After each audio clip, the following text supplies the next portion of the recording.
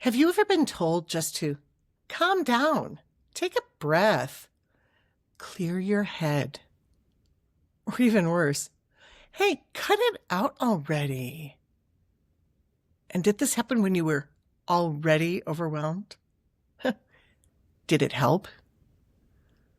Or did it just make everything worse? Because now, on top of being stressed, you're also failing at being calm. If you have ADHD, this is a familiar trap.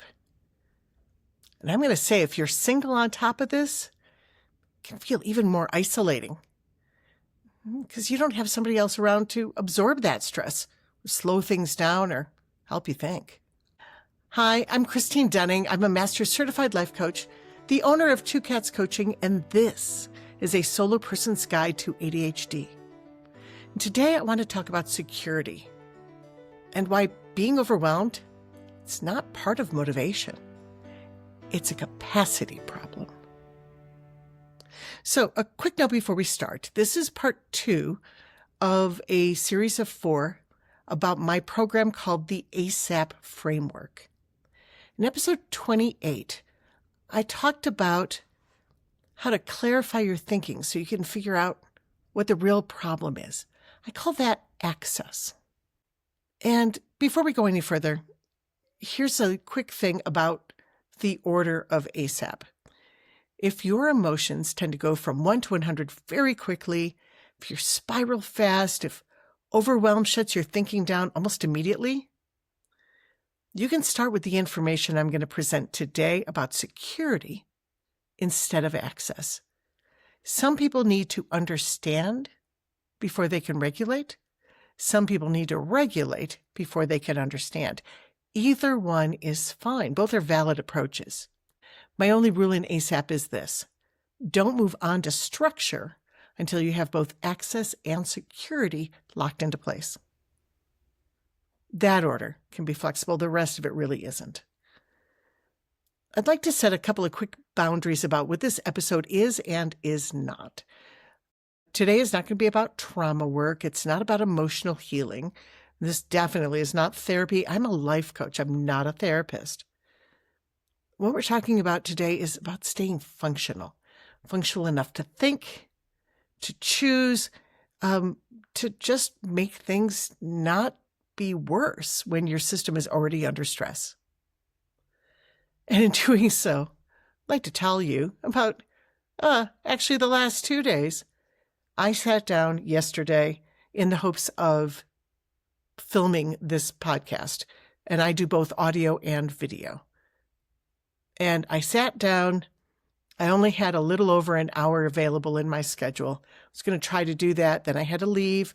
Then I would just have barely enough time when I came back to be able to do a quick edit and hopefully be able to put this out to the world. That was yesterday. I spent the first hour and 15 minutes dealing with technology.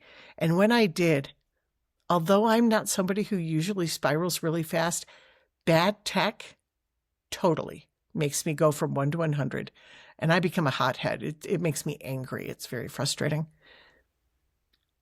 But I worked really hard on staying, okay, I'm pissed off, but I still want to get this done. So I need to solve the problems. And I know with tech, it's usually not one problem, it's usually several, because that's the way tech works. And I did, but didn't have any time in the morning to create the episode. So came back in the afternoon, created the episode, but then I had to leave again and didn't look at it until this morning, only to find that it didn't exist. I don't know what happened, but it didn't even record. So after all that, I don't have a recording from yesterday because, that's the way life is sometimes. Understand, though, this is a process I use too, because that's where the best things come from, right? Things we've tried out ourselves. So why does the idea of just trying harder fail with ADHD brains? When people shut down under stress, usually there's some things assumed. You're just avoiding things. You need to try harder. So you're lazy. But for ADHD brains, it's not about motivation. Overwhelm is not a motivation problem. It's a capacity problem. What looks like avoidance is some form of friction. And what looks like laziness is often overload. When you've got that overload going on, your attention narrows, your working memory can drop, decision-making slows or sometimes disappears. And many of us try to find a way to escape this situation entirely. Telling what, yesterday, I just wanted to walk away. This morning, when I realized that this episode was not filmed properly, I just wanted to walk away. But here I am, because this is what I want to do. So know that those responses, they're not character flaws. It's nervous system responses. Now, one of the things, and you hear this from a lot of people who mean well, and I think I'm going to put myself in that category. I've thought this for a long time. I'm only starting to realize that my thinking around this really isn't quite correct. Most advice assumes that if you could just calm down, everything would come back online. You'll be fine. Just calm down first. But here's the problem. Sometimes I just can't calm down. Sometimes I can't calm down until I understand what's going on. And then I can't understand what's going on because I'm not calm and my thinking has gone offline. It's a big catch-22. And again, this advice, people with ADHD, honestly, we're really good actually at emotional awareness. We know we're overwhelmed. We know we're anxious or frustrated or ashamed or overloaded or, like me yesterday, just plain angry. But awareness is not the same thing as processing. Awareness is noticing this feels bad. Processing allows you to look at the situation, make changes, to move it, to soften it, to resolve it. When your system doesn't feel safe, that processing goes offline. It doesn't mean you're doing emotional work wrong. It means this is not the time to process.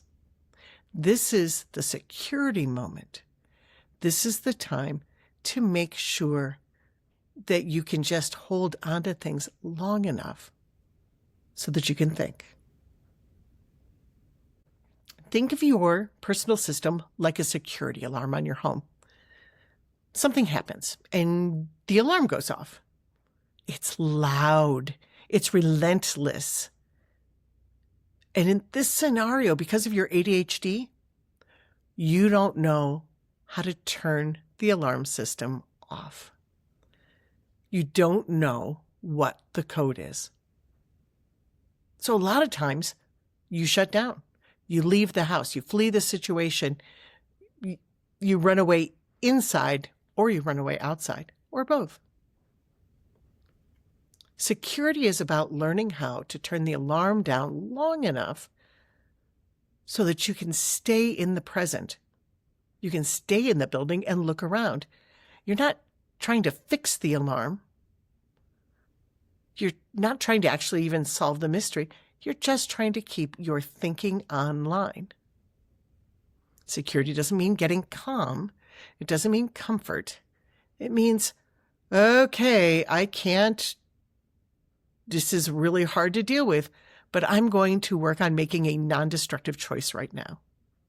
Yesterday, when I got so frustrated with my technology, all I want to do is pick up my computer and throw it through the big window that's right over here.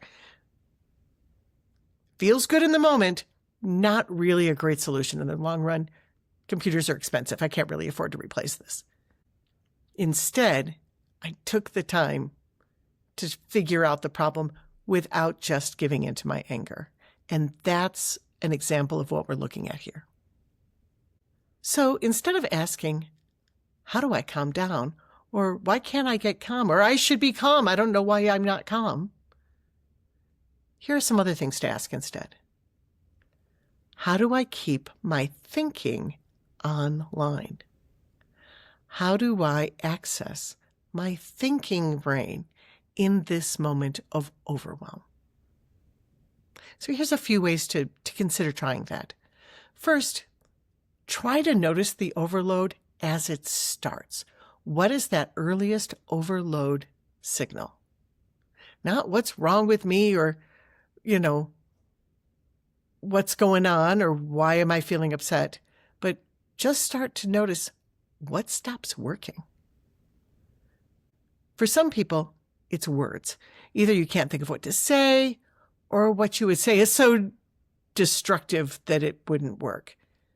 Is it memory? I know this is a big one for me. Do you just completely lose track of what's going on or what may have worked in the past? Is it impulse control? Is your reaction, fine, I'm just going to go stuff myself with cookies or alcohol or shopping until I feel a lot better? Is it the urge to escape? I can't handle this right now. I'm going to go leave. I'm going to go play video games. I'm going to go shut down. Doing these things may help you feel safe, but they're not really great ways to work on solving whatever the problem is, especially if you need to be present for other reasons with another person. Finding ways to minimize these will also help solve your issue sooner, not later. Now, know that some situations, the only immediate and appropriate response is to leave. If somebody's physically hurting you, please get out of the way. Please get out of there. But that's not really what we're talking about here. I'm just talking about your mind spinning and you don't know what to do in a moment. Okay? Save those situations for true emergencies. And in true emergencies, please get out of the house. Second thing, try to shrink that feeling of danger. Overwhelm makes everything feel urgent and risky. So try in that moment not to make a bunch of decisions. Try to take in less input. Quiet down noise whenever possible. These things, it's protection. It's not avoidance. And the third one, please get the word calm out of this situation. Because what you really need is not calm, but stability. Ask things like, what would make the next 5 minutes less volatile? Not better, not solved, not less. Think about it like this. If when you're upset, you can still keep 20 or 25% capacity. You have your feelings. You're still upset with whatever it is, still whirling. But you're still able to think. You're going to make much better decisions in that time period, instead of waiting for yourself to get calm. Now, one thing, a quick note about shame. Shame shows up fast when our capacity is exceeded. Instead of feeling it like a verdict, oh, I'm such a failure. Oh, this is horrible. I feel terrible about things. Treat that as information. Because shame isn't telling you who you are. It's telling you that something has exceeded your capacity. It's not about eliminating that shame. Don't wrestle with it. Listen to it. Extract the information and move forward securely. All that shame, it's really just data, especially in this moment. So you may have noticed that access and security often show up together. Confusion plus shutdown. I don't know what's wrong, plus I can't deal with this. Again, in a situation where you spiral quickly, start with security. I gotta keep thinking. I gotta keep thinking.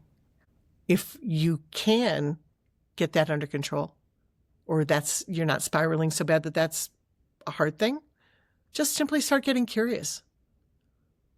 What's going on here? What's the deal? What do I need help with? Either way is fine. A reminder, you don't need to calm down to make progress. You don't need to fix everything to move forward. I'll tell you, in my little tech story here, I don't know why tech makes me so mad so quickly. That's probably a good thing for me to look at some point. I really think I'll do that. But yesterday morning or this morning, when I realized technology was failing me, That's not the moment for me to decide, why do I feel like this? No, it's the moment for me to fix the darn tech, get the job done. I can look at the feelings later, right? So next time, we're going to talk about structure. That's what we build after access and security are locked into place. Think of it as like the hammer and nails of what's going out. Before we wrap this up, I want to say, if today's episode kind of stirred things up a little bit, if you're noticing your stress or shutdown or overwhelm mode makes things louder instead of quieter, doesn't mean this isn't working. It means we're where we're supposed to be. Security is the step that most advice skips. We're told to calm down first, get regulated first, as if that's something we know how to do on command. But for many people with ADHD, and frankly, a lot of people without ADHD, safety doesn't come before understanding, it comes from it. Again, my name is Christine Dunning. I'm a Master Certified Life Coach, and I work with adults who have ADHD, especially those who are single and carrying life without a built-in second brain. This podcast, A Solo Person's Guide to ADHD, is where I share the thinking behind my coaching work. I also offer one-on-one coaching for people who want to help applying this framework to their lives. If today's episode felt useful, but maybe a little intense, I'm working on creating a quick, low-pressure resource to support this phase. And as I record this, it's the first week of February of 2026. With any luck, I'll have this done, I would say, by the second week. My goal is no later than Valentine's Day. And it's designed specifically for moments when your nervous system is activated and your thinking starts to disappear. It's not going to ask you to fix things. It's going to help you stabilize enough to keep access. It's going to be an audio. You'll be able to find that free resource on my website, in the show notes, all of the places. Think of it as a short bridge between access and security, something to hold on to when things start to wobble. If you'd like to stay connected, please listen to more episodes of this wherever you're listening now. I'm on generally all the podcast platforms, and I present this on YouTube as well if you'd really rather watch me say all these words. You can explore coaching and free resources at Two Cats Coaching, and you can follow me on social media where I share some smaller pieces of this in real time. I'm on Facebook, Insta, and Threads at Two Cats Coaching. So, reminder, don't need to calm down before you're allowed to think. The whole idea here is not to get you calm, it's to get you supported. Thanks for coming. Take care.